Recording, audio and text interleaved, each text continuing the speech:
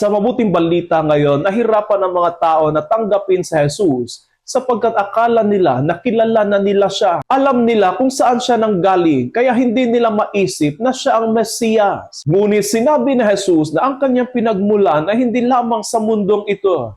Siya ay isinugo ng Ama. Ipinapakita nito na ang tunay na pagkilala kay Kristo ay hindi lamang nakabatay sa panlabas na kaalaman natin tungkol sa Kanya, kundi sa pananampalataya. Sa ating buhay pananampalataya, mahalaga ang aral na ito. Marami siguro sa atin ang lumaki sa simbahan, sanay sa mga dasal, at pamilyar sa mga turo ng ating Panginoon. Ngunit ang pagiging pamilyar ay hindi automatikong nangangahulugan ng malalim na relasyon natin kay Kristo. Ang pananampalataya ay hindi lamang tungkol sa kung ano ang alam natin, kundi kung paano tayo tumutugon sa kanyang presensya sa pang-araw-araw na buhay. Sa personal na buhay, madalas tayo mahulog sa pagiging abala.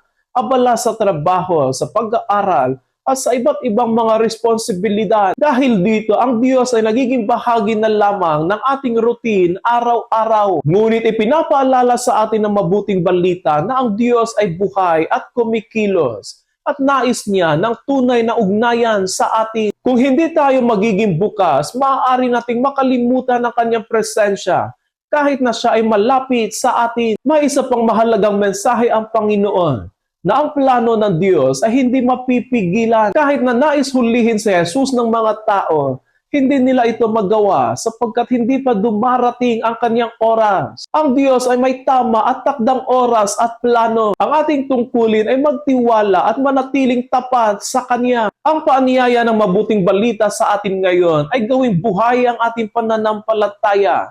Hindi lamang sa salita, kundi sa puso at gawa. Kilalanin natin si Kristo hindi bilang idea lamang, kundi bilang buhay na presensya sa ating pang-araw-araw na buhay. At sa gitna ng pang-araw-araw na gawain natin sa buhay, magtiwala tayo na ang Diyos ay kumikilos, gumagabay, at may magandang plano sa ating buhay.